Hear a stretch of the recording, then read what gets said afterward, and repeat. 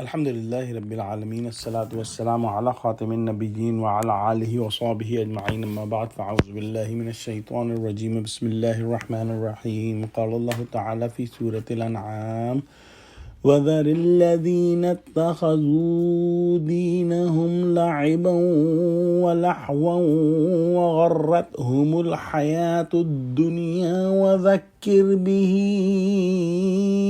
أن تبصر نفس بما كسبت ليس لها من دون الله ولي ولا شفيع وإن تعدل كل عدل لا يؤخذ منها أولئك الذين أبسلوا بما كسبوا لهم شراب من حميم وعذاب أليم بما كانوا يكفرون.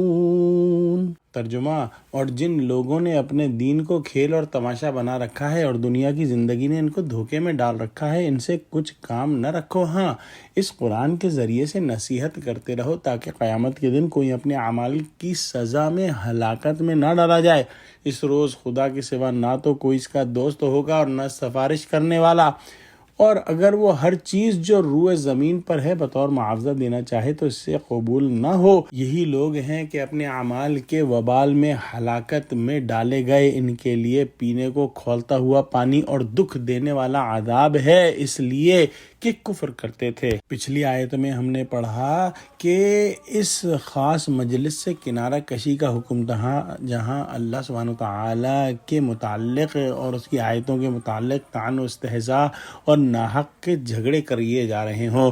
آج کی آیت میں ایسے لوگوں کی عام مجالس اور صحبت ترک کر دینے کا ارشاد ہے، مگر ساتھ ہی یہ حکم بھی ہے کہ ان کو نصیحت کر دیا کرو تاکہ وہ اپنے کیے کے انجام سے آگاہ ہو جائیں. لہٰذا یہ حکم ہے کہ جن لوگوں نے اپنے دین کو لہو و لعب بنا لیا ہے، یعنی اسلام کو تو ترک کر دیا ہے اور دنیا کی جو مزے ہیں اور دنیا کے جو کھیل تماشے ہیں ان کو ہی اپنا دین بنا لیا ہے، ایسے لوگوں کو چھوڑے رکھنے کا حکم ہے کہ ان کو دنیاوی زندگی نے دھوکے میں ڈال رکھا ہے، اسی کی لذتوں میں مشغول ہیں اور آخرت سے غافل ہیں. لیکن اس اعراض اور ترک تعلق کا مطلب یہ نہیں کہ تبلیغ کی ذمہ داری بھی چھوڑ دی جائے، اور یہ نہایت اہم نکتہ ہے کہ ہر مسلمان پر یہ فرض ہے کہ وہ اپنے تئیں جہاں تک ہو سکے اسلام کی تبلیغ کرے. یہ صرف مولویوں کے لیے نہیں ہے بلکہ ہر مسلمان کو اپنا کردار ادا کرنا ہے.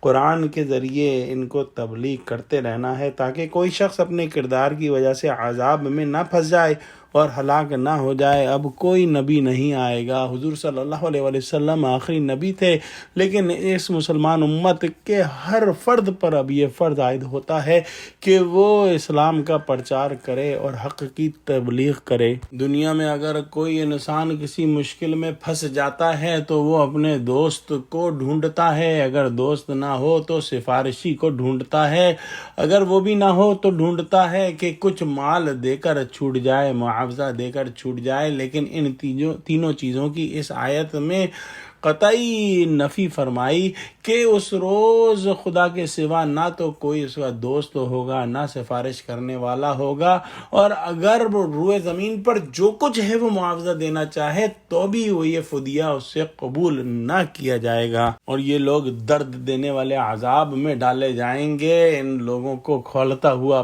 پانی دیا جائے گا اور تکلیف دہ عذاب ہوگا کہ کفر کرتے رہے. سورہ محمد میں بیان فرمایا: وَسُقُوا مَاءً حَمِيمًا فَقَطَّعَ أَمْعَاءَهُمْ، اور ان کو گرم پانی پلایا جائے گا جو ٹکڑے ٹکڑے کر دے گا ان کی آنتوں کو.